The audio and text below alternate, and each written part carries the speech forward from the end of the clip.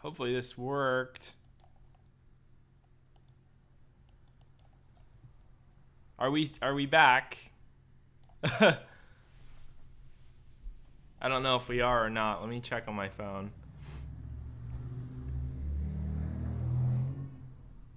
In theory, we should be back now. Let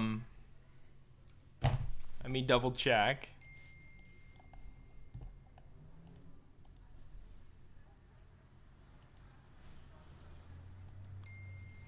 Okay, we're back, kinda.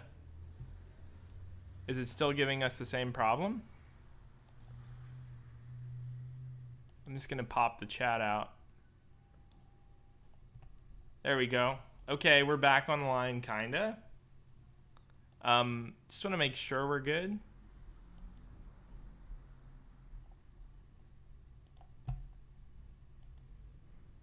Are you guys able to watch this?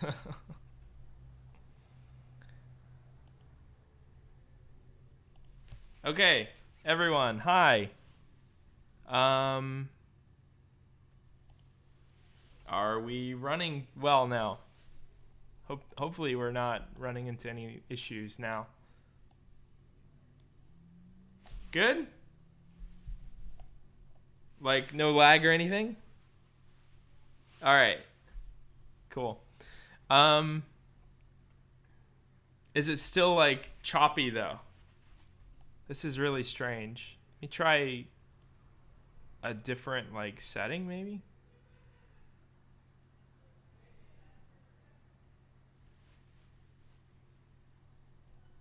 Okay, cool. I guess we're good then. I'm getting a positive enough response from the chat that we're fine. Anyway, guys, I'm Julian Gray, and thank you for tuning in. This stream we're going to, if we don't have any more technical difficulties, we're going to go through my newest EP, Eventide, and get some... essentially, I'm going to give you some footnotes and some stuff, information about it. Hold on. Sorry, I'm kind of reading the comments to make sure we're good on the stream. Okay. Essentially, I'm going to give you some footnotes on the record as we go along here, and tell you, some commentary on it as we go through and how the tracks were conceptualized and how they were written. All right, so to start things off, I'm going to go ahead and load in the songs here. If we do run into any issues going forward, let me know in the chat so I can remedy them. I don't want to have any ongoing stream problems while we do this. And just for the sake of removing issues, I'm not going to play these off of YouTube. I'm going to be playing these off of my computer. Anyway, let's take some questions from the chat, and let me read some of these before we start diving into the music, because this is going to be a minute. Okay. It was a problem because the YouTube stream wasn't stopping just the video. That's interesting. Yep, it's Julian of Julian Gray Media. What up, Discord peeps? I'm Pond in the Discord. Nice to see you, Pond. I'm going to go ahead and load up these videos. So, assets. Do video assets. I'd rather do it in video format than in regular, just because it's a bit more visually appealing, at least, than to just play the songs. So, let's go ahead and switch over to the camera, the desktop camera, and I'll play the clips. So to start things off, we're going to go through High Tide, which is the first track of Eventide. And this song started as a collaboration with a few other, with another creative. And it eventually took its own form, and it became its own song. I'd like to get the track playing before I start diving into how it was written. Let me go ahead and do that now. Let me read the comments here. Love your jacket. I'm Charisma in the Discord. That's why I'm here. Mr. Chicken and Mr. Corn, please. I got Mr. Chicken right here. Let's go ahead and get this thing started. So sharing my camera, and let's do this. All right. So the first track of the EP is High Tide. And again, like I was saying, this started out as a collaboration with another musician. And over time, we kind of were shifting our sounds a bit. And we decided it would be best to kind of go our separate ways on this track. And I eventually took it and kind of wrote over it, and I changed it so much that it became its own song instead of just a collaboration as it was. So let me go ahead and give you a play, and we'll go through and I'll accentuate things as we listen through it to give you an idea of some of the ideas and conceptualization behind the elements. Let's go ahead and play. Also, I'm going to get the stream up on my phone so that I know that it's working, because I'm really paranoid right now and I can't really think straight because of the fact that I was running into technical issues in the first stream. So let me get that open.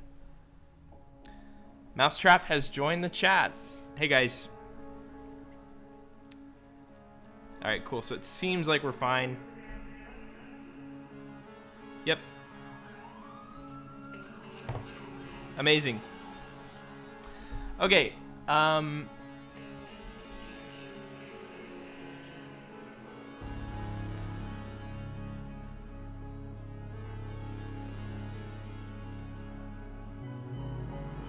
so that main bass sound you hear throughout that mogi kind of bass sound is Serum, and it's essentially a extremely detuned saw wave patch. And I think it really conveys the feeling of that hour before the sun sets. So the principle of Eventide, if you're not familiar with it, is I was flying from San Francisco to LA when I performed in San Francisco earlier this year. I'm just going to mute this and let it play on loop. And I had the privilege of flying from San Francisco to LA in the afternoon of a day. So it was like during that golden hour period, the period right before the sunset. And I had the privilege of sitting on the west side of the plane. So if you're flying from San Francisco to LA, here, I'll give you a little bit of music while I talk here. If you're flying from San Francisco to LA and you're looking out the west side, all you see during that golden hour is the sunset, and all of the assets used for the Eventide EP were actually recorded during that flight. So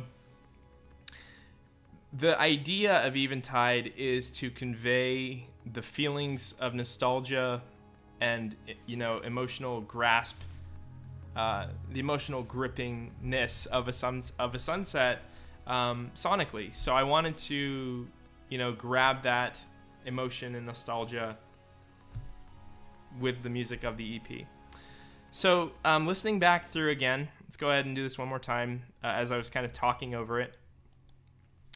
High Tide is meant to replicate the growth of a sunset over the period of the golden hour. So the song starts off with these very solemn and I guess delicate pianos, and that's meant to represent that time right before the sun starts to set. It's like the end of the day. You're kind of calming down right before it's time for that sun setting, and that's what I tried to represent with this piano in the beginning here.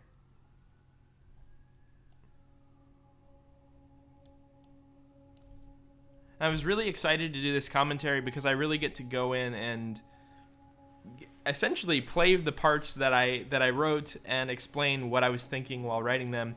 A full commentary is coming soon, a full recorded few minutes for each song, but this allows me to do it live so you guys can ask me questions about it as well.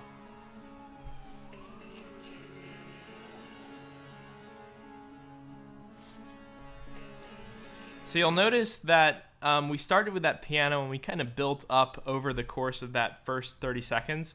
And that's to start introducing the the setting of the sun. Like the sun is starting to go down. The clouds are starting to turn an orange instead of the sky is starting to turn an orangish blue instead of just that daytime blue. And we start introducing these layers one by one as the sun starts to fade. Remove this jacket, it's a bit warm.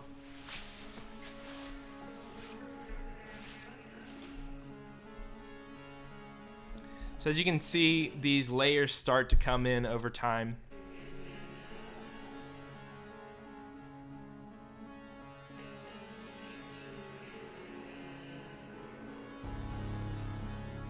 And then that big synth hits you as if it's like the sun is finally starting to set. And I was trying to capture the majesty of that sunset.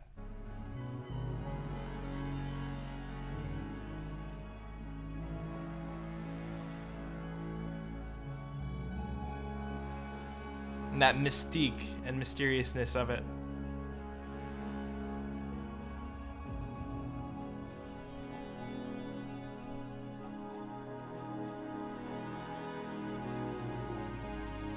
Not unlike what's happening right now outside. It's the golden hour currently. And you can hear this part builds up layer by layer until you hit that climactic section. Right here.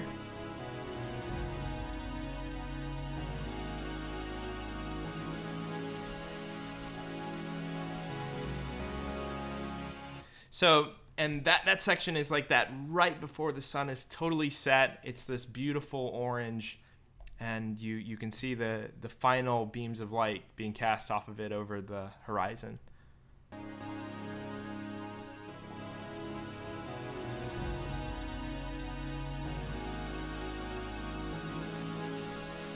And then at the very end, we shift away from that mysterious chord progression. We're kind of setting this mysterious, kind of supernatural and larger than life tone. And then at the very end of that progression, we introduce a major chord, which is coming up right here to kind of convey the melancholy of a sunset. Gives you that feeling of happiness, of remembering or having a nostalgic thought during that time.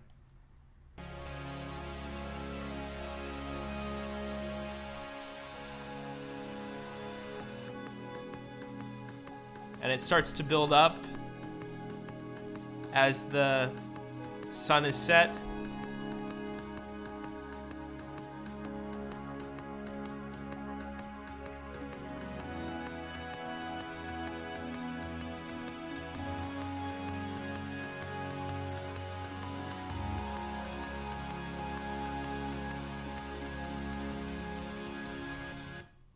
And then it is a direct interlude into the next song, which is In Your Arms. And if you didn't know, the whole EP is a continuous mix, and it's meant to be listened as one big piece. I think some of my favorite music is written like that. And I think when a body of work is continuous and is written in a specific order or is to convey a specific story, it really makes the body of work larger than just a song or a compilation. So I'm going to answer a few questions on the chat before we dive into the next song, which is In Your Arms, which is, I would say, like the single of the EP. It's one of the bigger heavy hitter songs. Can you speak to the vocals in the beginning? Are they samples? Did you record them? They're actually samples. I think I got them from Splice. They were actually a late addition. Somebody else asked, where did I get this concept of aesthetic? And I mentioned a few minutes ago, I was flying from San Francisco to LA, and I had the privilege of sitting on the west side of the plane during the golden hour, and I was listening, or I was watching the sun setting over the Pacific Ocean for the entirety of the ride, and that like conveyed this incredible sense of nostalgia and wonder that I knew I had to make the theme of the record. So that's how I got the ideas for this. And then to answer the question of the vocals, I added those as a late addition to really drive home that sense of nostalgia. Like, do you remember, or don't you remember rather, is like, don't you remember a beautiful sunset, or a previous memory of a sunset? Because that was what I felt when I saw that sun setting over the ocean. I remembered previous times, and previous sunsets and moments and visual memories of times I spent with loved ones or friends in that time. So that is High Tide. It's a direct interlude to the album, as well as an interlude to In Your Arms, which is the next track on Eventide. Let's dive into that one. Okay, so this is In Your Arms, a little bit of epilogue, I guess, before that we play this one. This one started out as the same song as High Tide. Again, it was a collaboration first, and then it kind of drifted into its own thing, and it became an original. And eventually I had the idea of splitting it into two. I wanted High Tide to be this really, really orchestrated, I guess, audible interpretation of that visual of a sunset.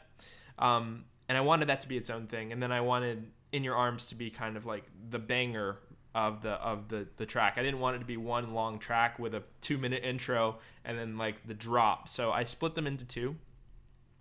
And that was the origins of In Your Arms. So let's go ahead and give this thing a play, and I'll go through each one of these again and give you some notes on what I did.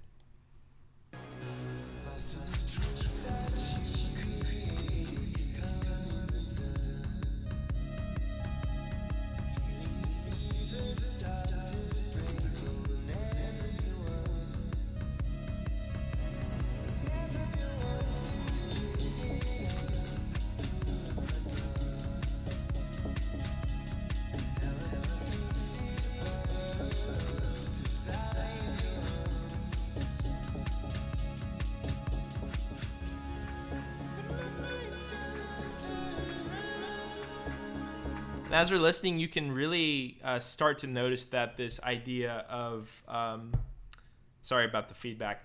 This idea of that those lush feelings of the sun and nostalgia are present throughout the entire EP.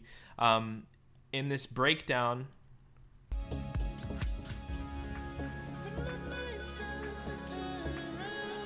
we try to introduce, or at least I try to introduce,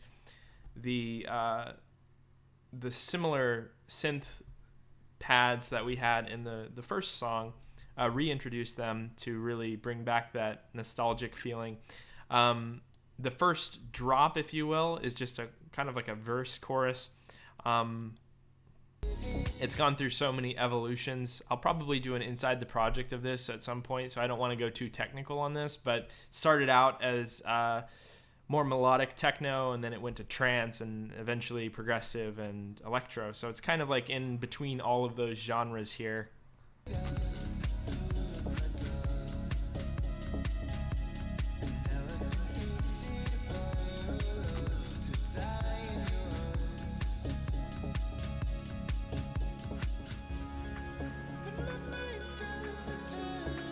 And there's that emotional, lush, nostalgic, gripping section here.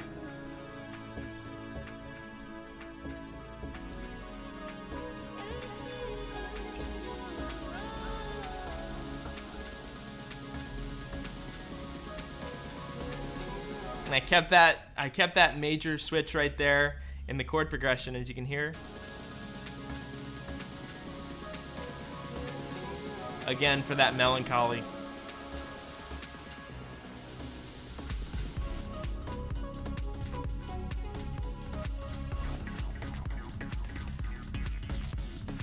Until that explosive electro drop right here.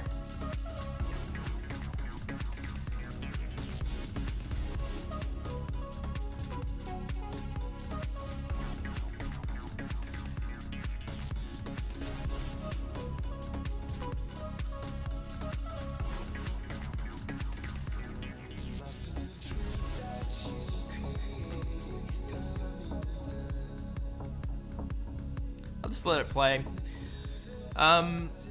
it was kind of inspired by my progressive roots. This part here, while the drop is very electro, this part is very progressive, above and beyond esque, if you will, grum, etc. There's that nostalgic break again.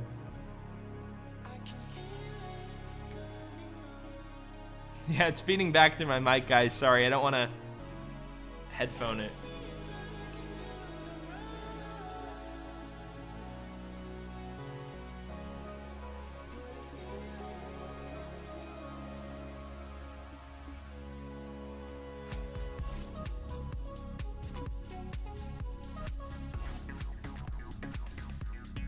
And again, I'll probably do an inside your project look at this guy, so I don't want to go too technical of this. But if you guys are interested in any of the particular sounds, I can explain how I made them in the chat. Ash is in the chat. Guys, welcome Ash. Incredible musician, fellow mau5trap artist, and he'll be streaming tomorrow. Somebody said, do you ever find yourself stuck on a track or lacking the ability to keep going with an idea? Definitely. I have probably hundreds of projects that I'll never finish. I think the trick is to find the point at which you don't love the song anymore, and that's when you can let it go. You can accept that it was just a learning experience. Granted, you do have to release music every now and then, so I don't suggest dropping everything, but if you're not in love with your music anymore, it might not be worth trying to force your way through it. Maybe start something new and fresh.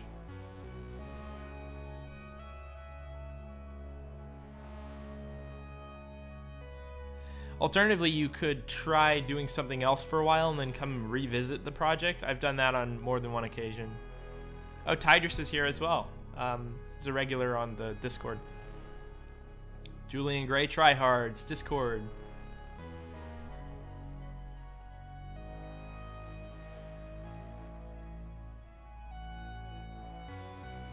So, again, I tried to bring back some of the elements from High Tide and In Your Arms here at the end to really close out the track and to bring back that feeling of the sunset. As you can see here, I actually maintain a different root note. And we actually switch keys here, and it leads into the next track, which is Pacific Sunset, and we'll get into that in a moment. I thought I would mention Max's vocals on this track. I met Max Green from a chance meeting at a friend's party here in LA a little bit ago, maybe a little bit over a year ago now. I was at this party. There's this company called Vinyl Moon that printed my first vinyl record, which was in 2017. And they invited me out to this meet and greet party, essentially to meet the team and to see their new facility. And I met Max over there, and he's from a band called Inspired in the Sleep, and I definitely suggest checking them out. They're not exactly electronic music, but they're really incredible listening music if you do like, if you listen to like alternative psych pop and indie. But I met Max Green of Inspired in the Sleep over there at that get-together, and we kind of got to talking, and I got to listening to his music, and then he got to listening to mine, and we eventually fell in love with each other's music, and we agreed that it'd be really fun to collaborate, even though we're not in the same genre. So the reason this vocal doesn't really sound like a dance vocal is because it really isn't. It's fundamentally, it's a indie pop vocal put on top of a dance groove, and I think it makes for a really, really cool sounding top line. But we met, we fell in love with each other's music, we agreed to do a collaboration, and then we did a session in his studio over in Echo Park, and we basically knocked out the thing in one day, and it was really exciting because of that. So you guys have any questions about In Your Arms before we move on to Pacific Sunset? I'd like to hear any thoughts and questions you have about it. Somebody said, I think in regards to that previous question, it's actually complicated because you sometimes hear the project so many times that you hate it, and it changes the artistic perception. You should be able to let go, but it's really tricky. One of the key lessons I think I teach when I'm working with my students, I'm actually a music teacher as well, is the idea of efficiency helping your subjectivity of a track. So what I mean by that is, let's say you're working on a track for a year. By the end of that year, your perception of the track is going to be totally different than your first minute working on the track, right? You're going to be extremely inspired the first day, maybe 5 days of working on this track. And then the other 360 days of the year, you're going to be just grinding away on ideas that you made within that first 1 to 5 days. And that might not actually be good ideas, but it's just like you're so attached to them because you worked on them originally, that you don't want to change them. And when you're at day 365 of working on the same track, that 365th day, you're going to be less inspired by the track than you were on day 5. So what I always try to encourage my students to do is to speed up as fast as you can. So to get a track finished within the fastest manner you can, or at least the core ideas of the track. The reason for that is the shorter amount of time that you're working on something, the more subjective or the more objective you can be towards it. If I work on something for a year, it's going to be very set in stone in my mind. I won't want to change it subconsciously. If I worked on it for half a year, I'm going to be a little bit less subjective to it. If I worked on it for less than a week, obviously I'm going to be super excited about it even when the song is finished. So the faster you can finish a song, I think the faster you can get your idea out there. And oftentimes your best ideas are written within the inspiration period, which I call like the first 4 to 5 days of working on a song. I'm at a point now where I knock out the primary ideas of a song within probably 6 to 7 hours. And I think that efficiency is the most important thing when writing, so that you can be totally true to yourself. Just my idea. Okay, so we have another question here. In the song order of the EP, the order that you made them, or did you jump around? The songs are actually written at all different times. I think the first song I wrote was Pacific Sunset, and I think the last song I wrote was Delicate. And the order I wrote them in didn't really dictate the order they appear on the album chronologically. They're essentially just written, or I wrote them as individual songs, and then I placed them in order on the album, mostly according to key, actually. And Tidris actually mentioned in the chat, how did you do the continuous mix? I essentially found the songs that were most compatible with one another, and I put them in order, obviously prioritizing placement of the end and beginning. So I had to start with High Tide, I had to end with Delicate. So everything else in between, I had to figure out a way to make it work and in key. And if you're familiar with DJing or mixing at all, you can mix within relative keys of one another, but you can't mix like a C to a C sharp comfortably. So you have to find a way to do it. So yeah, that's In Your Arms. I think we're going to move on to the next song, Pacific Sunset here, which is the third song from Eventide out of 6. It's one of my favorites on the EP. I think it's probably, if I had to pick a favorite, it would be Pacific Sunset. Let's go ahead and get this thing started. We have Miss Meow Purr, or Hiss Meow Purr, on the chat. She's a big supporter over on Instagram. Thank you for joining. So here we are, Pacific Sunset.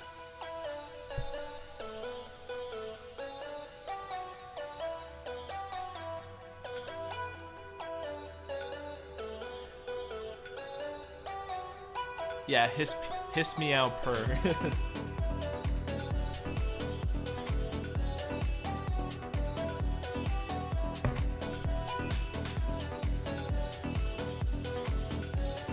Gotta stay caffeinated.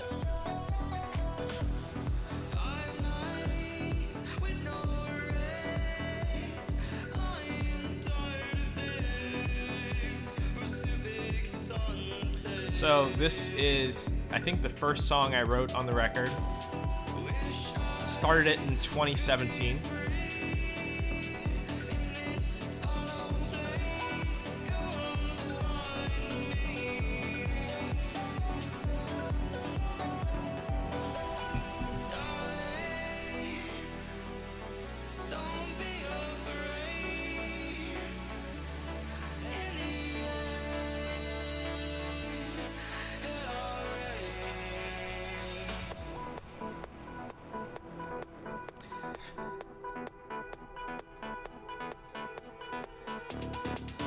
I'll let it play through a little bit longer before I start talking over it.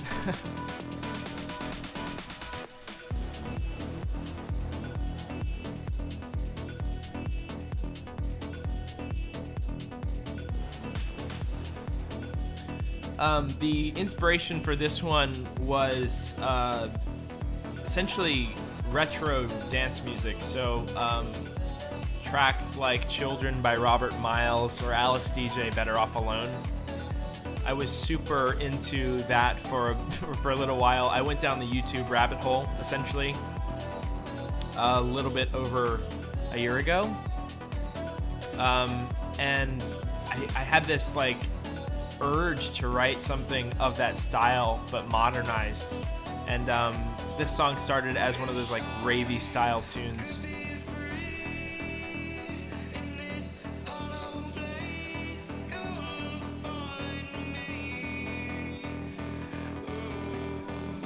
And you can kind of hear that influence in the vocal chops and the choppy melody bits. It's very retro sounding. It's got that like early 2000s, late 90s dance vibe. And I'm absolutely in love with the style.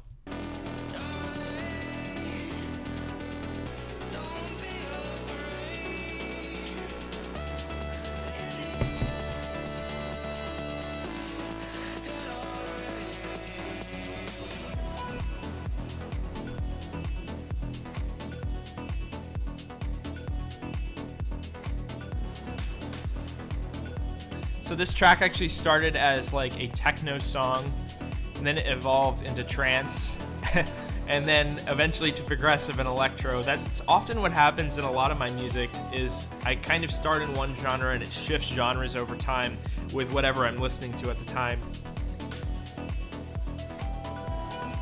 I'm really happy with how it turned out in the end.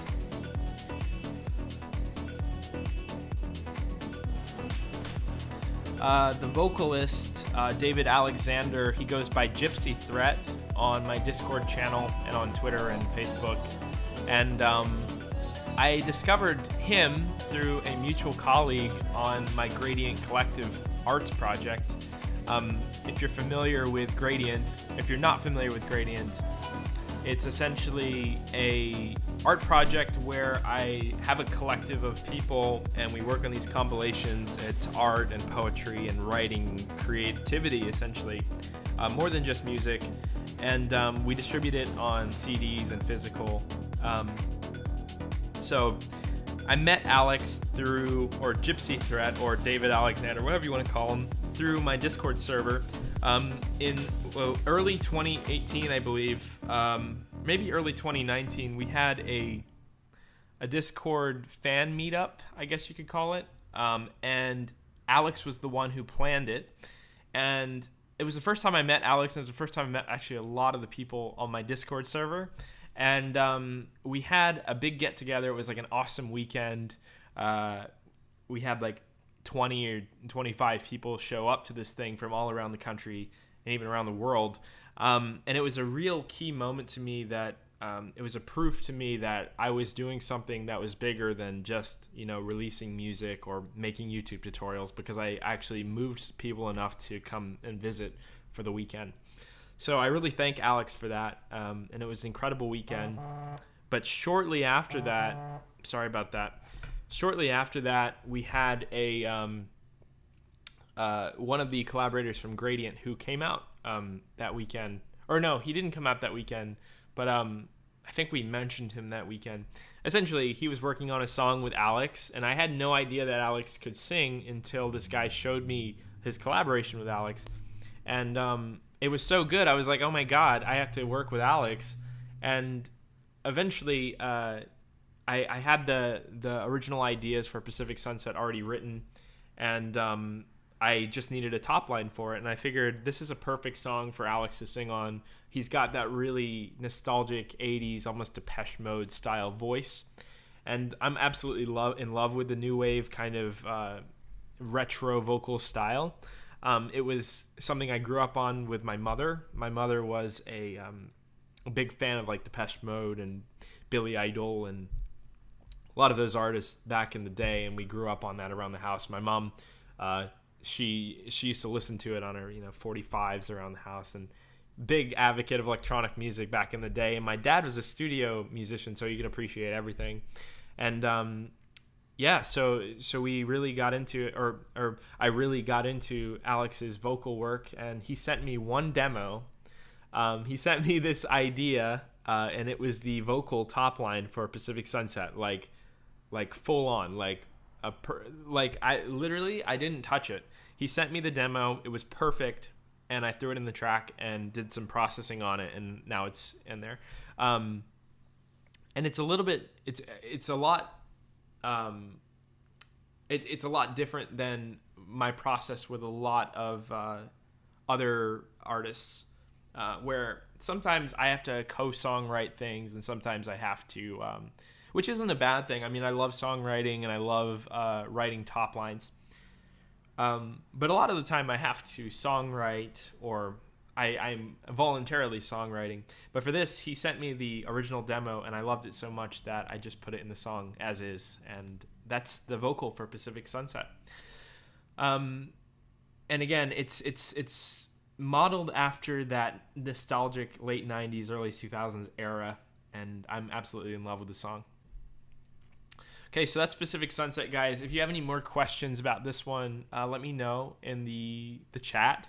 Again, I'm doing this live so that you guys can ask me questions about each of these tracks live before I do like a full-on commentary, which I plan on doing down the road a bit, where I talk for each of these for a few minutes. But at least this way, it allows you to kind of get your thoughts in on the thing before that. Live. Cool. So that's Pacific Sunset. Do you guys have any questions? When's a 28mm collab coming? I would love to collab with 28. We've worked on several things over the years. Nothing's like up to our standard. So I don't know. Maybe we'll throw something together this year. We've got a lot of kind of crossover. What software do you use to do this? I create all the music in Ableton Live. It's kind of one of the industry standards. I do all of the visuals, and that's another thing. I actually do all of my own visuals and design. I do all my visuals in Photoshop, Illustrator, After Effects, and Premiere, mostly the Adobe Suite. I do the live streaming with OBS, and that's essentially it. It's all the software I use. Plugins, there's a million, but you can check out my YouTube channel for that. Okay, so that is Pacific Sunset. Let's move on to Cloud Generator. This is the banger of the album. Full disclosure. I'm sure you guys know if you've heard the album. This is the one that I play out. Before I get this started, we have one other question. How do you strike a balance between instrumentals and lyrics to evoke emotion?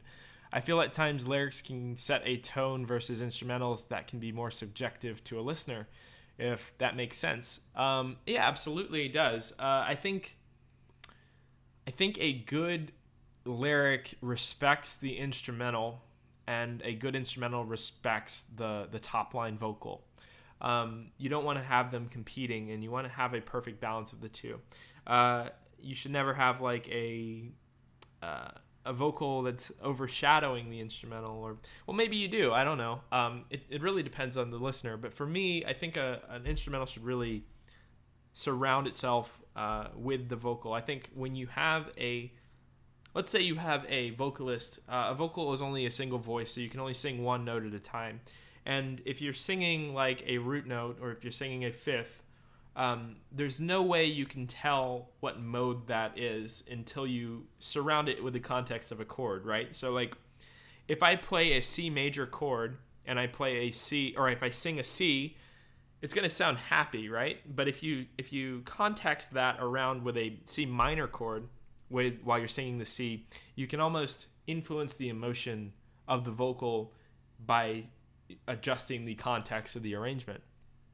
So I think a good arrangement will complement a vocal, and a good vocal will complement an arrangement, if that makes any sense. I do find that instrumental music can be left to interpretation more. So I always try to leave instrumental sections in my songs. You'll come to find that in most of my stuff, there's big chunks of time where there's no vocal. And I really like, doing that for that reason.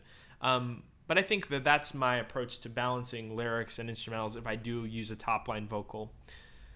The visuals are unique and pretty too. Thank you so much. I recorded all of them on my iPhone while flying from San Francisco to LA. And I love it. I love the aesthetic of the album. Do you use more analog synths or digital synths overall, or is it project dependent? I'm actually a big advocate of digital only. I'm essentially all in the box. I do have a few analog synths. My dad is a synth collector, so he has a handful of them back home in Maryland in my studio over there. But I was never big into that. I'm just going to let this play in the background while I talk so that there's something on the screen. But for me personally, I think that the efficiency and the speed of using software is actually more effective for songwriting, at least for me, than to be fiddling with knobs and then recording and then cutting a recording up. It's a little bit too slow for me, and I think, like I mentioned earlier, speed is very important to me, so it doesn't really work for my workflow. I have a hard time collaborating with people that are exclusively out of the box, because I'm exactly opposite of that. I do include occasional analog stuff, and I do a lot of recording, a lot of like vocal recording or recording outside to get Foley and stuff, but I don't do analog synths because I find that the tone is so minuscule, or I guess the difference in tone is so minusculely different. It's so minuscule, I should say, it invalidates the reason to use analog for me, because I can, if not replicate, then emulate what you're doing on analog with any soft synth. And also my sound is inherently very digital. It has a very sharp and I guess noisiness to it, which has become kind of part of my music in and of itself. So I don't particularly use a lot of analog because of how inconvenient it is. And also I like the redundancy of having a project file that I can open in 5 years that sounds exactly the same now, and I can also make adjustments to the synth, whereas in analog you have to print everything. So that's my approach to that. You mentioned Depeche Mode, etc. as big musical influences. Are there any others that would be surprising / interesting? Oh yeah, absolutely. I don't listen to a lot of electronic music, actually. I mostly listen to alternative rock and emo and indie and psych rock. So a lot of Pink Floyd, a lot of math rock like American Football and Into It Over It. I listen to a lot of lo-fi music, pop punk. One of my favorite artists is Fleetwood Mac. You can probably hear a lot of my, melodic motif inspiration from Fleetwood. And I absolutely love that era. And a lot of that 80s set, or late 70s, early 80s, like melodic harmony stuff is so good. So yeah, those are some of my favorites. Obviously, Porter Robinson is my favorite electronic musician. Deadmau5 is also up there. Skrillex. Yeah, so I know it's a ton of work, but can we expect... Oh, sorry. When you went on Deep End Theory podcast, I think you mentioned something about a full Julian Gray show sequenced with Ableton lights and all. Can we expect something like that in the future? I was actually working on something like this in 2017. I really love to put on a bigger show, and I was actually performing with Ableton from like 2015 to like 2017. I stopped doing it because it's such a hassle when you're at a venue and you have to switch the whole setup around because your setup is different from everyone else's. But when I start doing a headlining tour, I'm definitely going to transition back into that. And all of my live shows that have visuals actually do include my own visuals synced to my music already. He's referring to this podcast I did with UCLA Radio a few months ago. But yeah, I definitely want to do that in the future. What recording microphone do you use? I just use some crummy like Zoom H1 or whatever it is, the single channel recorder mic from Zoom. And my mic here is an Audio Technica AT2020, I believe. Will there be any extended mixes of any of the songs released in this EP, especially Eventide? I love your music, but I'm disappointed at the length. That's just me, though. Yeah, a lot of my DJ friends like Deza and Matt Fax and those guys have asked me for extended mixes to play out, so I'm probably going to piece one together, if not officially, then like for the sake of playing out in the coming months. I just have to clear it with mau5trap first. I like the way you allow the progressive house pluck / synths to open up and take the foreground. Very reminiscent of I Remember and indicative of the genre. Yeah, it's definitely indicative of the genre, and it's a genre that I really love, and I cherish like that early trance and progressive stuff. Okay, so let's go ahead and listen to Cloud Generator. This is the banger of the record. I got ahead of myself with the questions here, and we're going to give it a listen, and I'll give you some insight on this one too. Porter and Deadmau5 are incredible.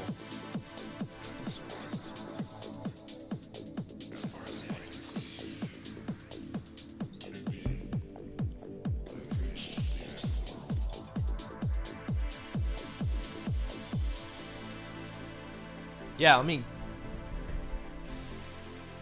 Also, this is Mr. Chicken. You guys might like my chicken. This is my Zoom H1. I do a handful of recording on here.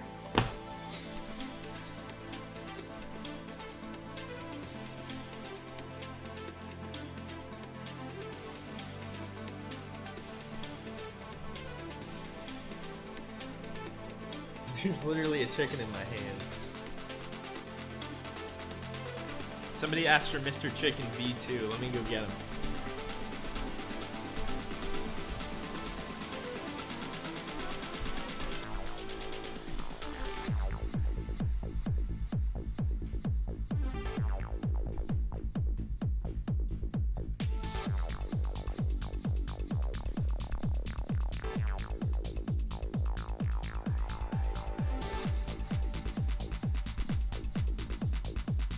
I need to get you a Mr. Goose to keep Mr. Chicken company. Yes, you do.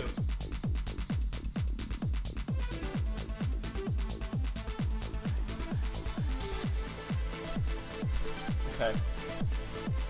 Set them down.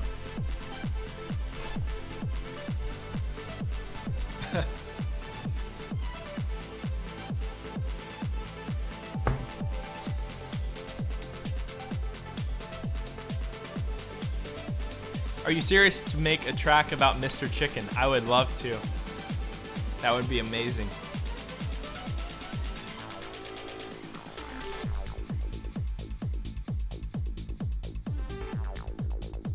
So like I said, this is like the banger of the record. And I think it's probably the one that will get played out most, if I'm being honest.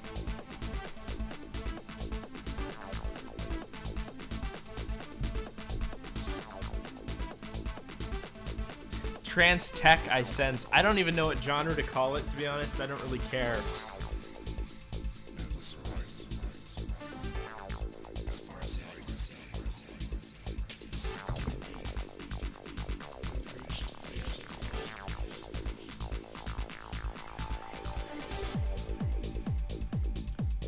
So, I'll just let this play through till the end, and then I'll get through some of the inspiration on this guy.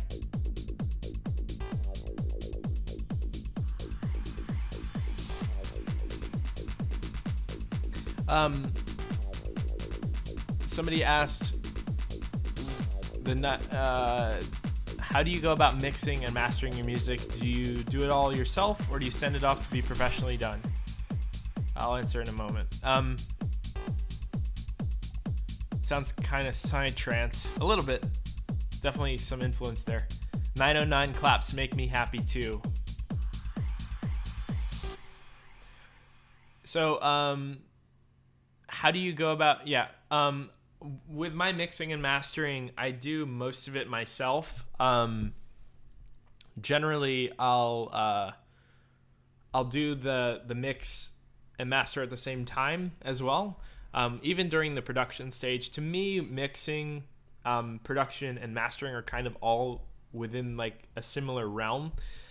My methodology is mix so you don't have to master, and produce so you don't have to mix. So I like to write music that contains instruments that are fundamentally compatible, so that there's no reason to do like extreme surgical EQs and stuff like that. I always try to keep my arrangements as minimal as possible, so then the mixes are kind of self-explanatory. You don't have to do an absurd amount of EQ and balancing. Most of my EQing is essentially high pass and low pass, maybe a little bit of shelf here and there. If you're interested in learning my techniques for mixing and mastering, go check out my YouTube channel. For those of you who don't know, who are streaming or listening to this stream, I'm also a YouTube educator. I'm probably one of the bigger ones in techno right now, or progressive. There's not a whole bunch of us, but my channel is Julian Gray Media, and I teach how to write music and how to use the tools that I use. So go subscribe to that channel if you guys are interested in learning how to write like me. But yeah, I mix and master myself, and I produce myself. So why don't we go through this track a little bit here, and I'll give you some notes on it. The primary inspiration for this one, I'm going to just mute it and play the visual through.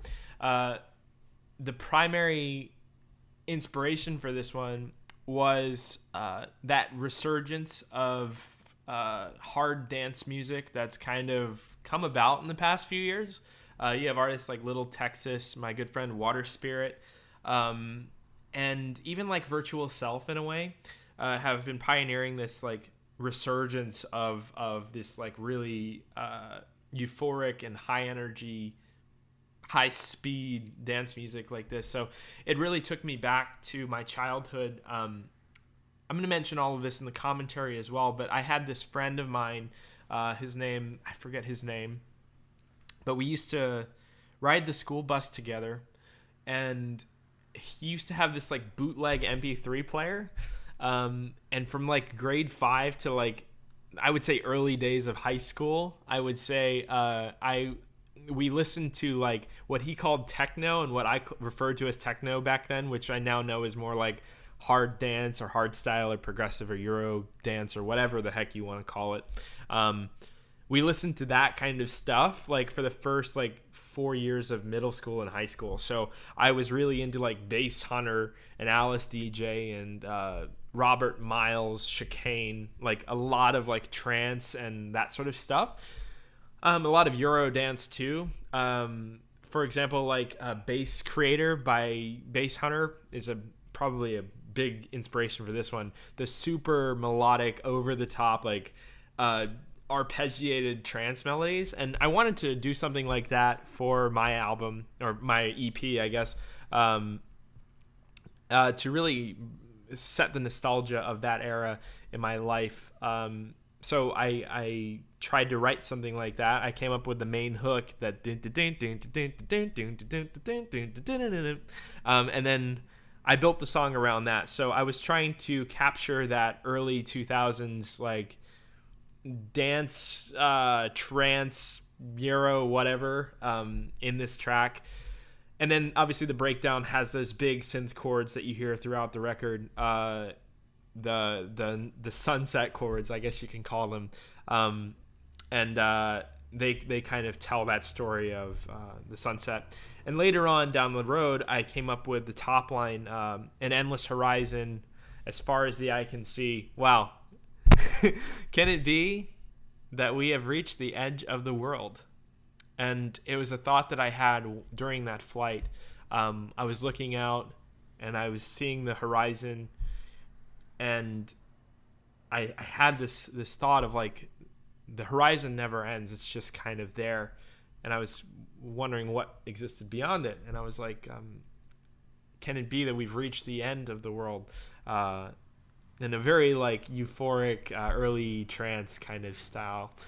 And yeah, so that was kind of the basis of that. And then I used a computer generated voice, like kind of like Sometimes Things Get Complicated by Deadmau5, to kind of bring me back to that era. There's a little bit of my voice layered in under that computer voice to kind of keep me as the narrator of the album. I think my voice is present on every single song on the record. And it makes it very true and personal to me. And I think that's very special. So that's some notes on Cloud Generator. Again, we're going to put out a commentary soon, so you guys can have like a recording of this and a little bit more well thought out execution of this. This is kind of just spitballing my footnotes, but thought I'd get these out to you live so you can ask me questions and comment on them here. So let me open up the next one while we read some notes here. I'm going to go ahead and mute it and just play it through while we read some of your comments. Do you use Adobe software? Yeah, I'm probably one of like the 5 people that use almost everything Adobe puts out. I use Illustrator for like, designing this sort of stuff. This is all Illustrator. I'm actually a graphic designer before musician. Fun fact. I was actually more into visual arts than I was music first. I kind of just fell into music. Feed Me's kind of like that too, I think. But I use Illustrator for this kind of stuff. All of the effects on the clouds and stuff. That's After Effects. But for the stills, like the cover art, I use Photoshop. Premiere for all the cutting together of stuff. Animation is all After Effects. Audition for some stuff with audio. I use Spark and Animate a bit as well for some of the stick figure stuff. So I'm probably a huge advocate of the Adobe suite. Do you find that it takes restraint to put together simple and effective music versus really busy material? This is a really good question and a good topic of discussion, because I actually have this conversation with a lot of my students. When you're in the digital realm, like the computer music realm, when you have an unlimited amount of tracks, it's often a problem for a lot of beginner musicians to overcompensate. They add too many things because you have this unlimited canvas essentially until your CPU runs out. You can add as many instruments as you want, and oftentimes that's not good. Think about like a band, and you imagine the band with 5 guitars instead of just one really good guitar. This is how I see like a lot of producers in Ableton, where they have like 6 layers of the same sound instead of just having one really good layer. So I always try to, again, write music that I don't have to mix, and then mix so I don't have to master. And this philosophy kind of goes back to that, in that I try to make a sound and design a sound that fits perfectly, instead of trying to layer 3 that don't fit perfectly into one. The exception to that is like kicks. I layer my kicks, but for sound design, I like to do that. So I think it does take restraint, and it takes learning that having one really good sound outweighs having 4 bad ones that kind of sound okay together. But I think that's a lesson that you learn as you start to grow. Morgan Page has a really good theory on actual melodic writing, in that if you have more than 3 elements playing at a time that are doing different melodies or rhythms, you're going to really confuse the listener. Your mind can only subconsciously focus on 1 or 2 things at a time, and 3 is a stretch.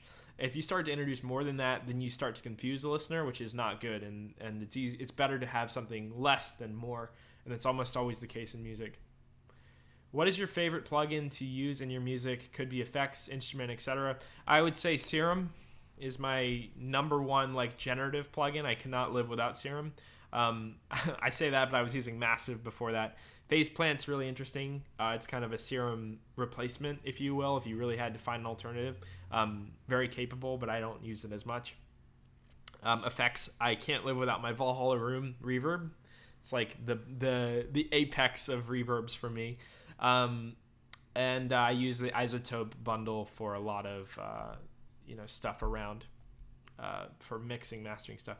Did you sell your gaming PC? I have a gaming PC from like 2013. I don't think it'd be worth anything, and it's not powerful enough to do anything on. You can play old games. How long did it take you to learn all these softwares? It's kind of, I couldn't give you an exact year on that, but I've been creating digital content since I was like 10, and I'm 23. So, and in varied amounts, obviously. I worked on, After Effects and Premiere probably longer than any of them. How long will you say it took you to get all the skills you have today for making music, to make good music? Let's be honest, you're a pro already. Thank you, I appreciate that. I think it goes back to like that 10,000 hour rule. I think just practice every day, and that eventually it's inevitable. If you're working on something for long enough, your incremental improvements will lead to a point where you're so good that you're a professional. Because if you improve 1% like every month, for example, you'll eventually be at 100%. It might take 10 years, but whatever. You can speed that process up by finding mentors or by finding, online resources that you can learn from. But generally, it's literally just practice, just to take time to learn. How do you keep your mix sounding full and or thick when you have few instruments playing? One of my theories on that is to fill every octave. So approach music in octaves instead of just frequency. A lot of people are like, oh, I need something in 500 hertz. I need something in 1K. I need something in 5K to fill out the mix. My theory is to treat it in octaves instead. So let's say you have something in C0, C1, C2, C3, C4, C5, etc. And never to have like too many one elements in any of those frequency regions. Let's say, I don't know if this is accurate, but guitar, for example, is within like that C1 to C2 region, right? And let's say in a band, you have a guitar, you have a bass, you have a drum. For a reason, you have that guitar filling up like the C0 to C2 or whatever, and you have like the bass filling in, I'm sorry, that's way too low, guitar from like 2 to 4, and the bass from like 0 to 2, and then your drums kind of fill in the space between that. But every instrument has its place in the octave spectrum instead of like the frequency spectrum. That's also the reason why you have like a tuba and a trumpet instead of two trumpets in a band. It's because they're filling different octaves. Even if they're playing the same note, they're two octaves of the thing, of the arrangement, and you fill out the thing from there. So I like to treat my music like that. So if I'm writing rock music or band music where I actually originate from, I started in orchestra.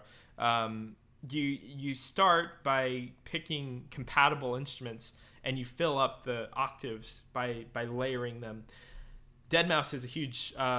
He does this a lot in his stuff. Avaricia, for example, is probably 6 layers or something. It's not like an overly complicated track, but it sounds incredible because there's multiple octaves being filled. How is this channel related to Deadmau5? This is Deadmau5's record label, mau5trap.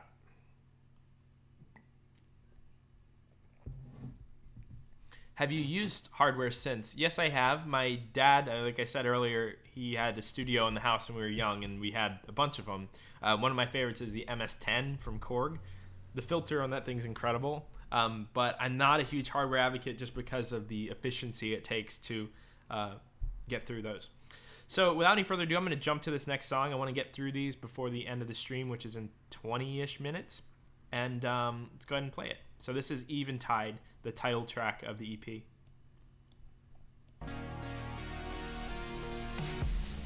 Somebody asked, do you use Tape Machine for mastering? No, but my good friend Che does, and his stuff's incredible. So we have different approaches to music, but he uses it, so why not?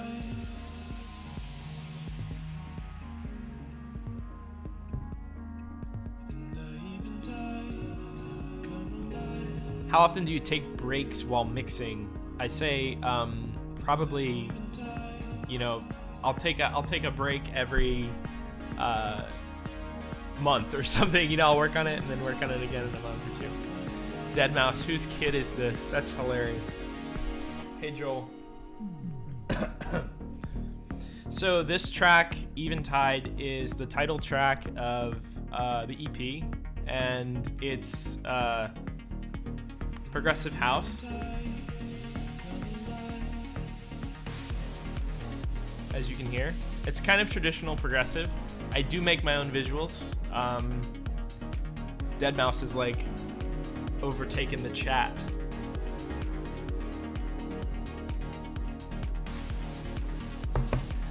And the vocals are my own. I think that adds a personal touch to the stuff that I work on. I try to always include my voice. Jacob Collier, this incredible, he's a musical savant, essentially. He has this incredible YouTube channel you should check out, but he's pushing the boundaries of harmony and pushing like microtonal music and stuff. But one of the key takeaways I get from him is that his music is very vocal based, because a lot of it is layering his voice into different unique harmonies. And one of his key prospects is the uniqueness of the human voice as an instrument, because a lot of or I guess everyone has a different voice and it has a different tone. So using your voice in your music really adds some personal character. So I like to do that in my stuff. This album, or this track from the record, was highly inspired by Tycho's Weather. If you're familiar with Tycho, it's an incredible album. I highly suggest listening to it. The soundscape is definitely inspired by it. All of your sounds in the EP sound designed by you, yes, and most of them are in Serum. Let's see what's up in the chat here.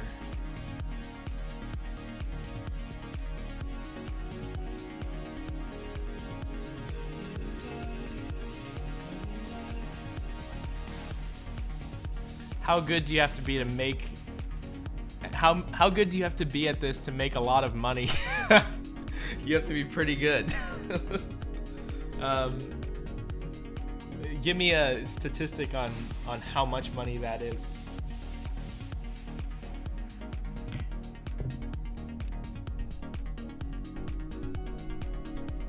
You can definitely hear the influence of Tycho's Weather in there, in those soft, almost DX7-esque tones. Again, this is all Serum, and I did all the sound design myself, like you asked in the question. I thought mastering is a very professional, specific thing to do on a song. Now it seems like every producer knows how to do it. I think that basic mastering is not incredibly difficult. Just an EQ on your master bus with some mid-side, maybe some multi-band compression and a limiter. Incredible mixing for like pop music and stuff like that is a different animal. I wouldn't claim to be like a top 40 mastering engineer, but it's not as complicated as you think to master a song.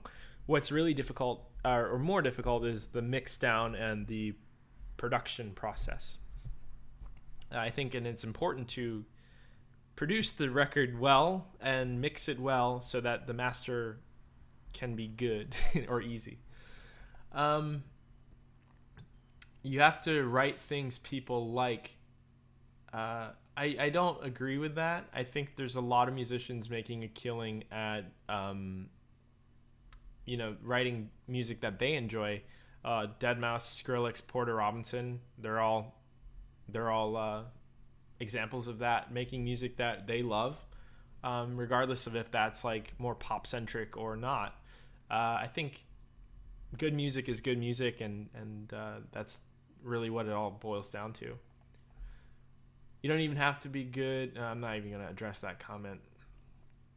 How long did it take you to make the whole EP? The EP started in 2017, and it ended like probably late, or I guess early this year. I'm thinking it was last year. Yeah, somebody said top 40 mastering is awful. I think that's not true. I think objectively the best mixes in the world are top 40. No offense, obviously. I mean, you have your subjective taste, but I think those records are designed to be perfect. And whether or not you like that perfection is really where the subjectivity comes in, but the mixes are generally impeccable. You're so talented and inspiring. This is the perfect Corona quarantine lockdown music mix. Thank you so much. Let me mute this and play the visualizer in the background as we talk here for a little while.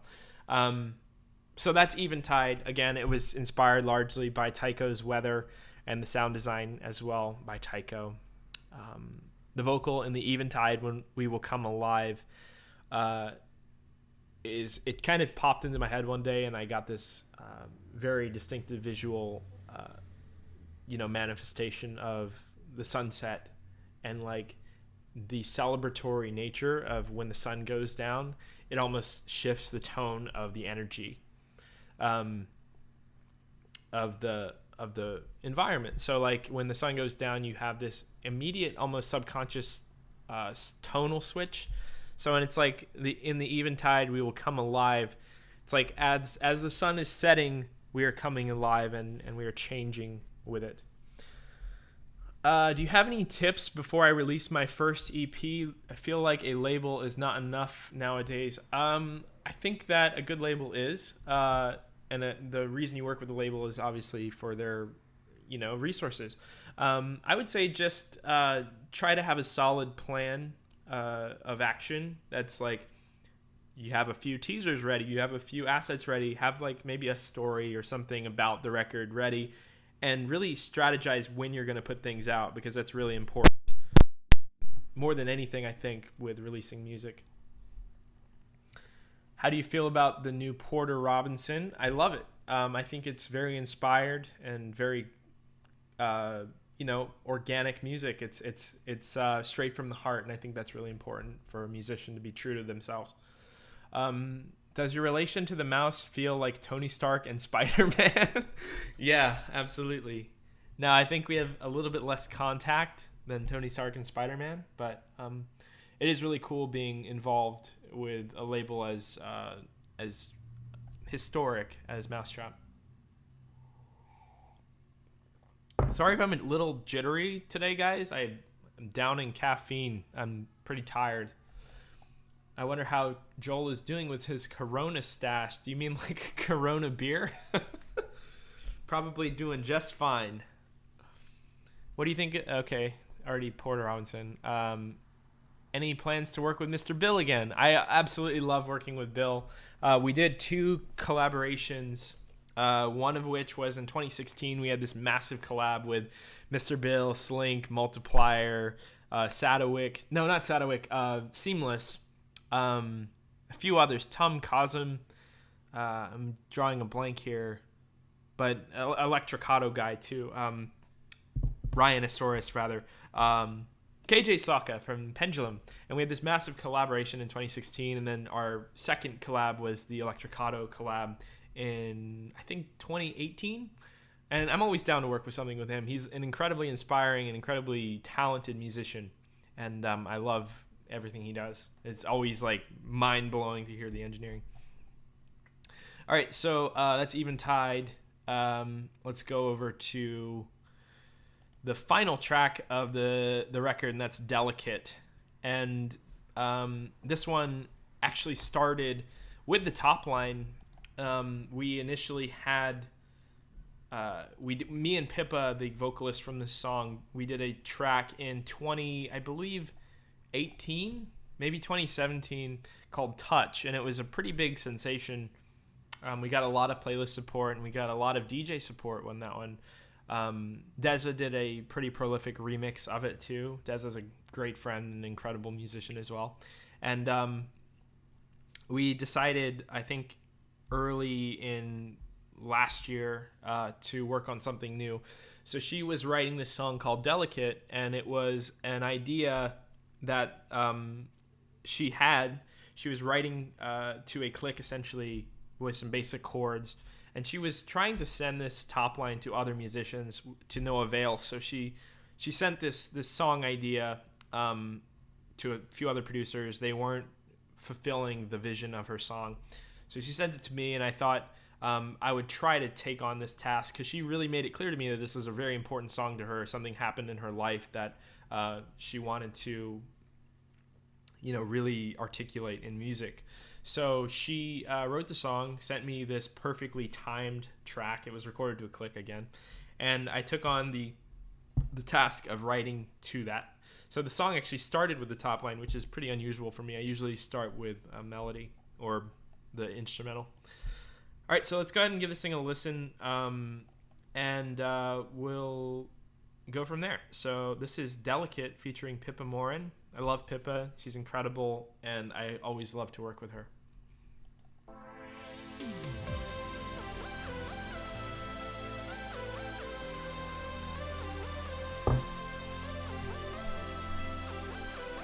There's literally a chicken in my hands.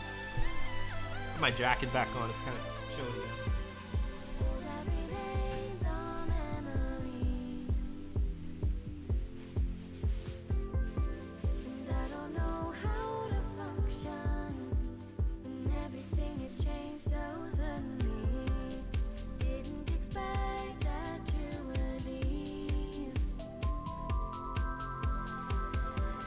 Look at my moves, guys.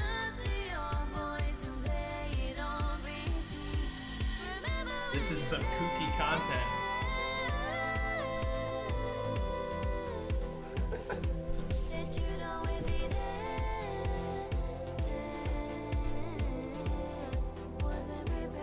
I gotta get all my stuff down.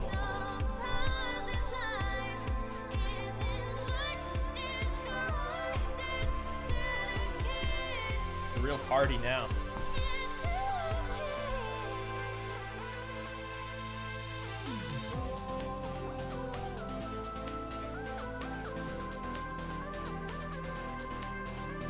This is some kooky content.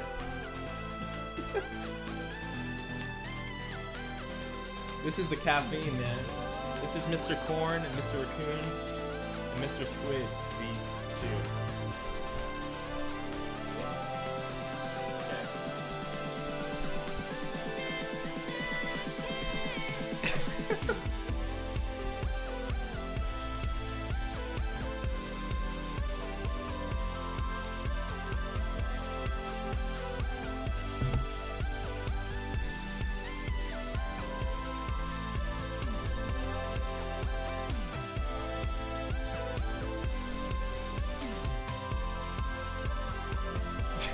Okay, enough of that.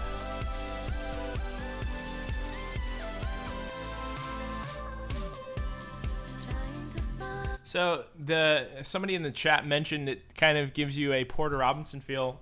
It was definitely inspired by some of his older works like Easy and Language, some of my favorite songs ever. Definitely some Deadmau5 influence as well, like the Velt and that sort of thing with some of the percussion and melodic writing even.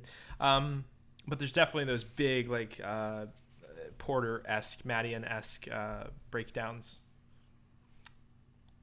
And like I said earlier in the stream, guys, I'm probably going to do an inside the project for some of these. So if you're interested in that, let me know on like Twitter or Facebook or something, and we'll do one.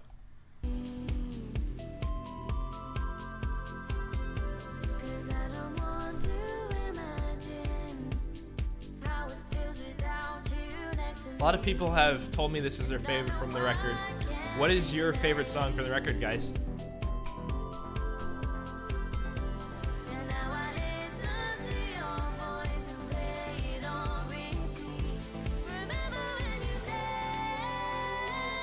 Somebody asked, when I do takeovers like this, do they give me the password? It generally depends. If it's like something like Instagram, yes. If it's something like this, no.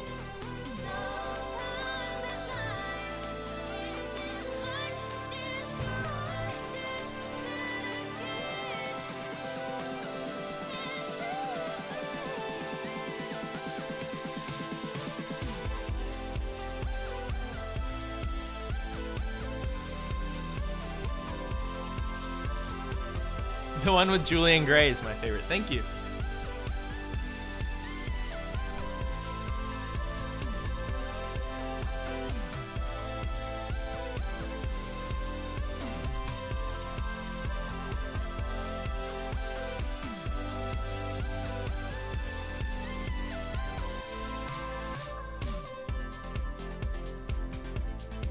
This one could be on the Rocket League soundtrack, potentially. I think Monster Cat has that on Stranglehold, though.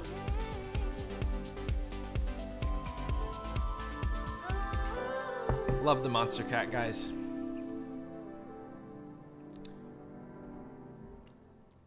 Okay, so one of my favorite parts of this track and the whole entire record is this ending bit here.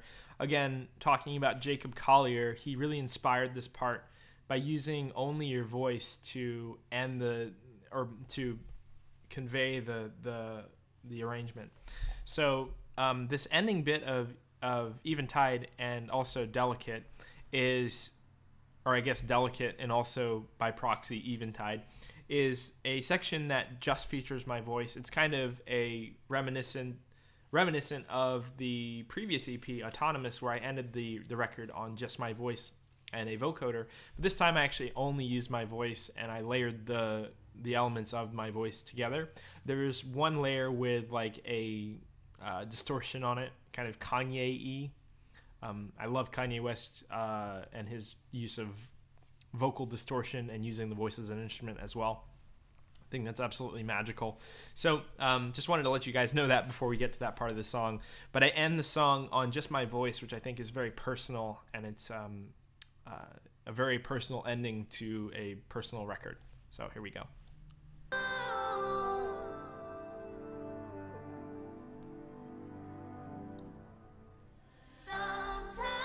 My educational YouTube is Julian Gray Media.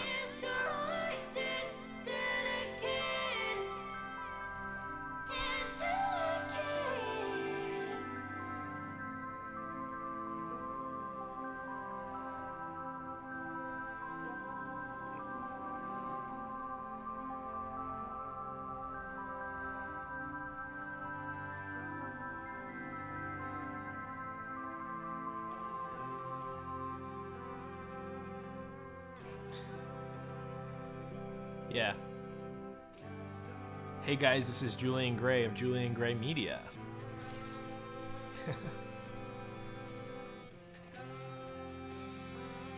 So like I said, this part is entirely my voice, and I think it's very personal and emotional.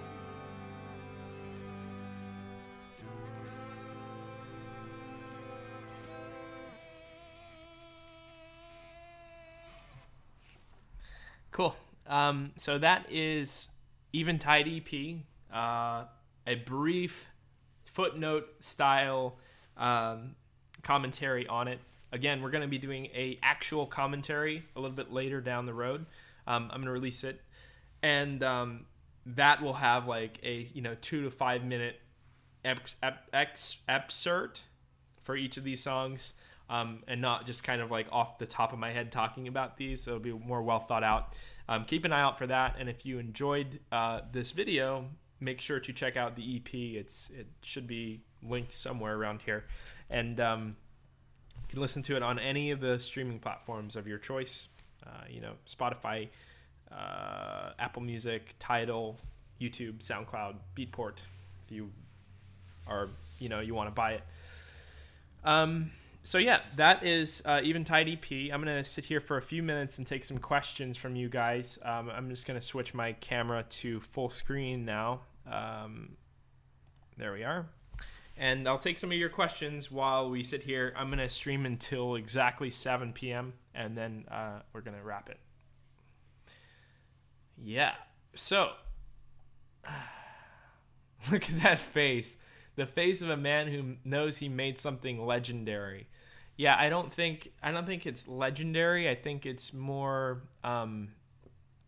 it's just very emotional and personal to me, and I'm very satisfied with it. So it strikes a chord with me personally, and I hope it strikes it with you as well. Okay, so how do you go about collaborations? Do you send the project file back and forth? Does it work logistically? I always use Splice when I can. Splice is a really, really good platform for collaborating. It's actually why I joined Splice even before the Splice Sound stuff. Yeah, yeah, I definitely suggest looking at Splice. I think that's my favorite way of collaborating. It makes it really easy. If not Splice, I use Dropbox, which is the other standard, before Splice. How do you go about figuring out what instruments work well together? There are so many that it gets overwhelming.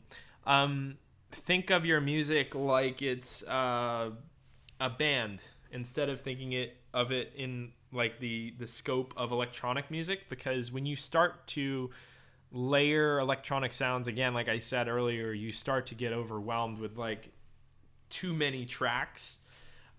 So I always like to think of my music like a band. So if I have a bass, I don't want to add a second bass. That would be weird. I don't want to have two, keyboards going at the same time in the same octave. It would be a mess for a band. So I always try to find instruments within their own tone and within their own octave, or I guess region within the musical scale. So yeah. Yeah, and that's essentially how I do it. It's legendary to us, my guy. Well, I very much appreciate that, guys. I'm glad that you guys enjoy Eventide as much as you do. It does mean a lot to me. Do you plan to collab with Rinzen? No, but I would actually love to work with Michael. I think we could come up with something really beautiful. My stuff's a little bit more high energy, and he goes more of that like, deep, like Anjuna deep and that sort of vibe, lane 8 kind of stuff. Whereas I kind of go the upper level of progressive, like the more high energy stuff. But I think there could be a compromise there and make something really cool. What's the next move in terms of album/art projects? We were planning on doing something really special for Gradient for the second volume, which is going to be coming relatively soon. Unfortunately, and if you don't know what Gradient is, it's this project that I have with a bunch of other creatives. It's like a collective / like whatever you want to call it. We do biannual compilations where we make CDs, and it features local artists and stuff.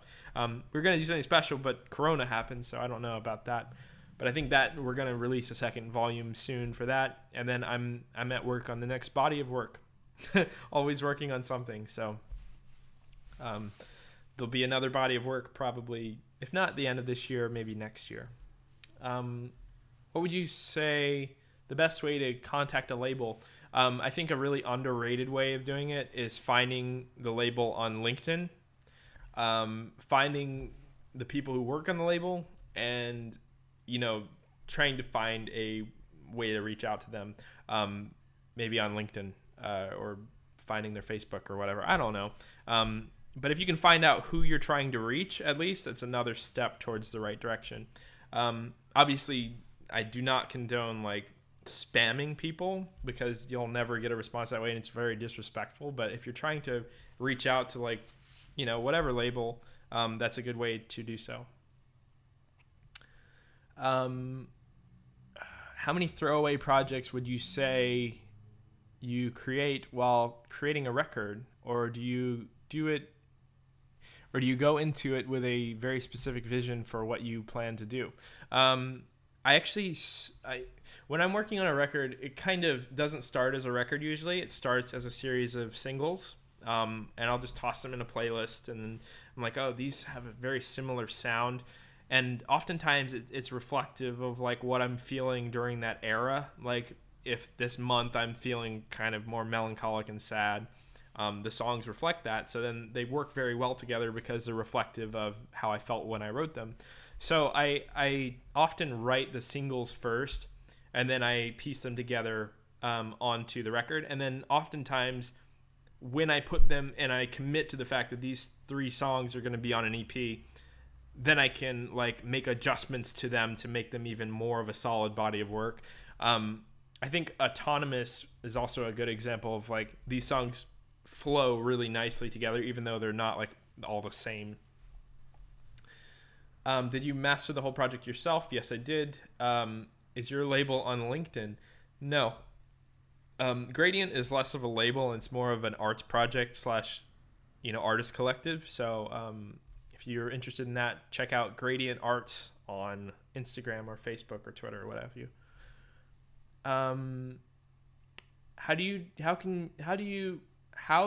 Can you describe working with Joel? It did not make grammatical correct. That did not make grammatical sense. Yes, that's what I was trying to say. Man, tongue twister. Working with Joel is cool. Us on the label, we don't really directly work with Joel unless it's an event or something. But I've worked with him for things like I opened for him on some of the Cube shows and stuff, and I've been in proximity to him. It's cool.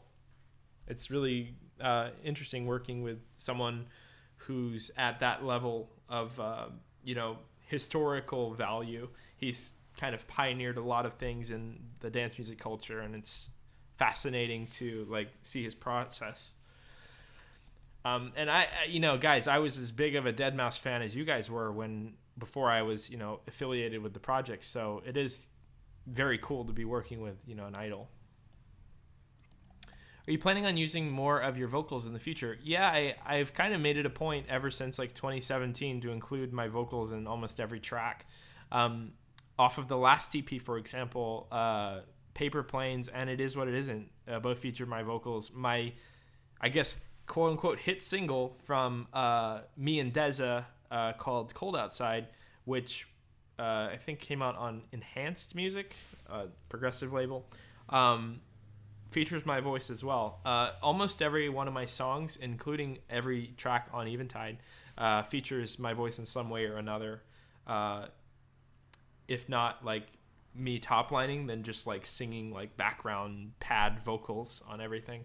And I duet with almost every vocalist on this new record too. So do you guys have any more final questions before we wrap up the stream? I'm gonna go a few more minutes and then we're gonna call it a wrap. I really enjoyed listening to my new record with you guys, and I hope you guys go ahead and listen to it on your own on streaming platforms and stuff, so you can hear it in lossless quality without all the breaks. I think it's an experience. Do you plan on collabing with No Mana? I would love to work with Jordan. He's a very, very busy guy, and I don't think he has the time to right now. I'm always open to the idea, though. I love his stuff, and I was a fan of his. I was I was a small child when I was a fan of No Mana. I was probably 16. The first time I saw No Mana, I think, was his first show ever in Allentown, Pennsylvania, and I was literally 16 or 17.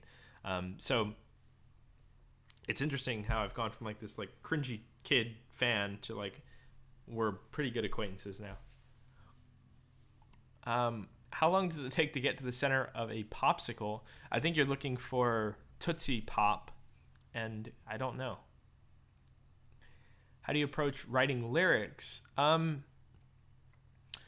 I just kind of, what I do is kind of like a Beatles method. Paul McCartney kind of describes it in a few of his interviews. He likes to write vocal melodies first, and vocal syncopation first. So he'll write a random word to a specific vocal melody. So it is what it is, isn't it what you want? I probably wrote the melody and the syncopation first with filler words, and then I come up with words that fit the theme that I'm trying to achieve. Songwriting is a hard one to describe or to teach because it's really personal. Not everyone can be a great songwriter. I don't consider myself a great songwriter, but there's a lot of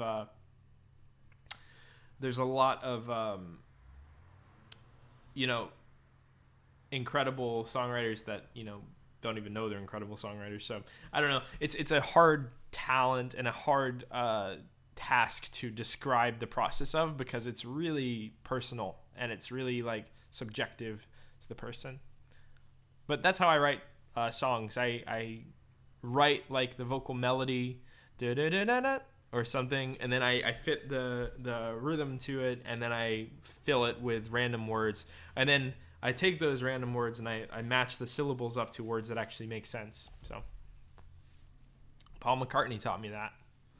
Freaking greatest band of all time, Beatles, greatest songwriters of all time, no questions asked. Apartment tour at the end of the stream. Yeah, I'll do that. I don't know if I can because my webcam is locked to my screen, but I can move it around.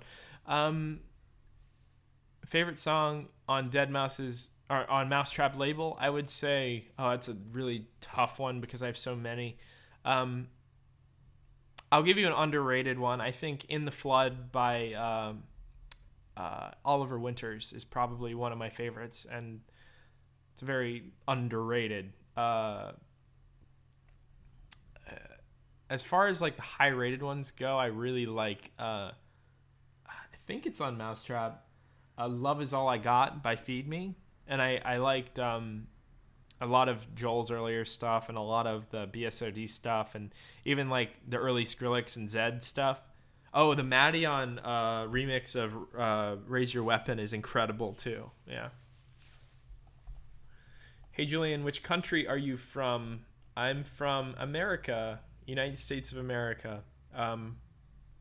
Originally from D.C., the D.C., Maryland area, and I moved to L.A. 3 or 4 years ago. Thanks, man. Super cool to do this. I appreciate that you guys are still watching. Let's see. Hold on. I'm trying to read. Mention that on Discord too. Something I'm working on too. Yeah. How long have you been working on the whole project? A little over a year. Such a good tune. Yeah, Oliver Winters is incredibly underrated. I also think Frost, when he had a brief spat on mau5trap, his track Afterglow is so good. Again, I'm more into like the progressive stuff, and that's kind of become atypical of mau5trap. There's only a handful of like progressive artists left on it. But I loved a lot of like ATTLAS and Enzo Bennett and No Mana's earlier progressive stuff, like, Tell Me and Constellations and that sort of stuff. I'm more of a progressive guy than like heavy techno stuff, whatever. Do you have any favorite film/game OSTs? I've always wanted to be asked this question. I absolutely adore The Legend of Zelda. I would say my favorite composer of all time is Koji Kondo, who is the composer of Super Mario and Legend of Zelda. A lot of my writing is derivative of old video game music. You probably grasped that already. I would say currently Legend of Zelda Breath of the Wild, incredible soundtrack. There's not much to it. It's very ambient and atmospheric, but what is in the game is very, very nice. It reminds me of Studio Ghibli, and whoever does the compositions for Studio Ghibli is also incredible. Soundtracks like what am I thinking here?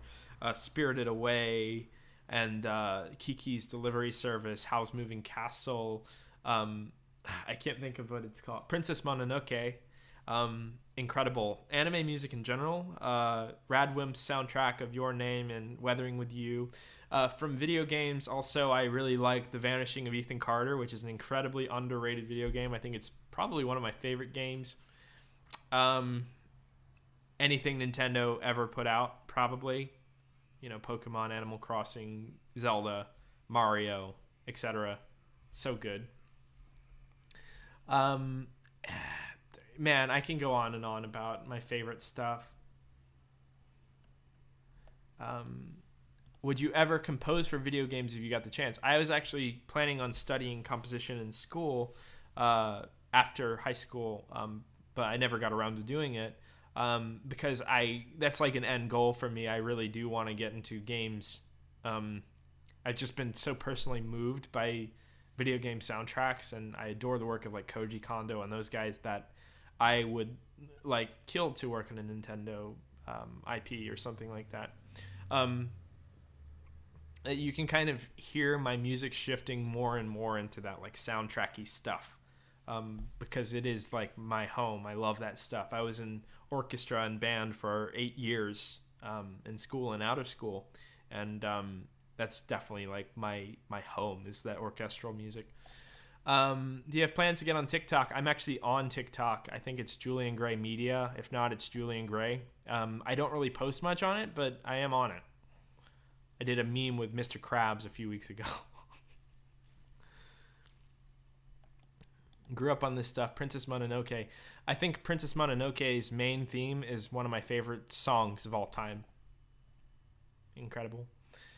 Have you thought to collab with Eddie? Yes, and we've worked on so many things that never finished or never like we deemed were not good enough to release. Eddie's like one of my best friends on mau5trap, probably my best friend on mau5trap, and we hang out like every time he's in LA, and he always comes over and stays at my house. And we've worked on several collabs, probably like in the 4 to 5 now, and none of them are ever like, this is not the best thing we've ever heard. We need to work on something better. So, yeah. I love Cloud Generator. Thank you. It's one of my favorites as well. We're going to see OST by Julian Gray someday, and it's going to be rad. I really hope so, man. I see this solo music project as like the next 5 years or something, but after I really want to get into games, I think that would be so much more rewarding. Don't get me wrong, there's something incredible about, making an album, making an EP, and telling your own story through it. But if you can convey a story and a character's story through music, it's so profound to me, and something I've always wanted to do. Any more tech projects coming in the future? I really like what you did with Lab Rats. Handful. It's really not my genre of choice. I do some of that sort of stuff every now and then. I think what's it called? Cloud Generator started more like that, and it essentially morphed into progressive. But yeah, you got to get on that soundtrack for the game Joel was making some time back. That would be so cool. The craziest thing is I'm so versed in like so many different types of digital media. I do design, and I do music and video and that sort of thing. I know how to make a game, and I've done some minor development stuff, but I've never had the time to do it and really dive in and do it. And it's definitely something I want to pursue when I get older. I have a good friend. He goes by the name of Sonic, and he was a big drum and bass artist in the 90s. And I met him at a show here in LA, and he's since transitioned into games. He did the soundtrack for Hotline Miami specifically, but now he's gotten into game development, and that's kind of something I want to get into later down the road. So I'm going to go on for like a few more minutes, and then we're going to call this wraps. What do you do when you get stuck in making songs? I just take a break from them and work on something else, whether it be music or art or something else creative. That's really what I love to do. So working on something else like design or a visual art or video, or even like, in helping to inspire other creatives helps me get out of that creative rut. What are your most anticipated games of 2020, if you have any? I would say Animal Crossing, which just came out. I was running around town yesterday, or the day before yesterday when it came out, scrambling to find a Nintendo Switch, and I could not find a Nintendo Switch. I'm so sad, because Animal Crossing was like my childhood, and I really want to play the new one. Breath of the Wild 2, whenever that comes out, it might be 2020, those are huge for me. The spiritual successor to The Vanishing of Ethan Carter from the same developer, that as well. Deadmau5 collab win. Whenever Joel wants to collab, I'm down. That would be fun. Hi Julian, says Che. me and Che have this ongoing joke. I say hi Che, or hi Chris, and he says hi Julian. And we say it all the time, to the point where I made my ringtone on my phone, hi Julian. So he texts me and it's like, hi Julian. And I made the call, so when he calls me, it's like, "Hi Julian" over and over and over again with like GarageBand effects, just like wrecking the sound. I'll have to put it on my Twitter or something. It's hilarious. Che's another one of my best friends. Timing is weird. It's hard to juggle a lot of different creative projects at the same time. Yeah, but also, like, I think taking your mind off of one and focusing on another really helps me focus on, it helps me not focus on one thing, and it allows me to be creative in other ways and then bring that creativity in my other project file or my other projects. All right, it is 7 p.m. Any last questions before we wrap up? I'm going to give you like the next 20 seconds as I chug more caffeine because I don't know. I like coffee. Go check out Che, everyone. He's incredible and he's in the chat. I love Chris. Chris is a good guy. Chris is a good guy. Chris is a good guy. Okay, I'll give you a quick run over of my studio if I can do this.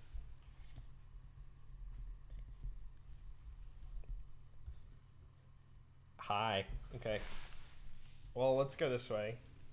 There's my windows. There's my focal shapes. This is going to be nauseating for some people. Here's my bed. Or, I'm sorry, not my bed, my couch. My fireplace. I actually did a video on RGB-ifying that. Here's the TV, which is a 55-inch, like 4K TV I use as a monitor.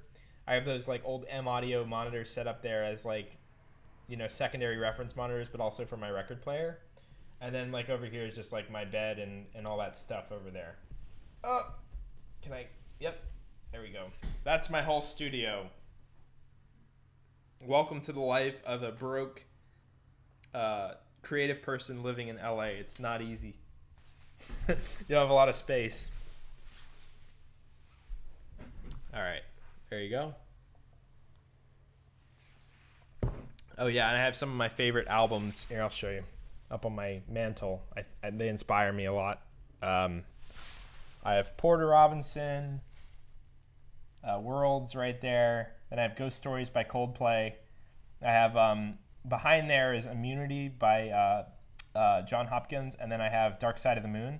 Then I have A Fever You Can't Sweat Out by Panic at the Disco. Ghost Stories CD as well. Gradient Collective, first volume, and Paramore's Brand New Ice. It's my favorite albums ever. So cool. Now you've seen my studio, guys. I'm gonna call this a wrap. Thank you guys for tuning in and listening to me ramble about my new EP. I hope you guys like it, and I guess I will talk to you guys over on my channel the next time I stream. I figure I should plug my social medias, So I'm actually here. I'll put the banner up. Wow. So I'm at Julian Gray on both Twitter and SoundCloud, as well as Facebook now. And I'm at Julian Gray Media on Instagram and Snapchat, as well as YouTube. So you can go and follow me on any of those things if you enjoyed this stream.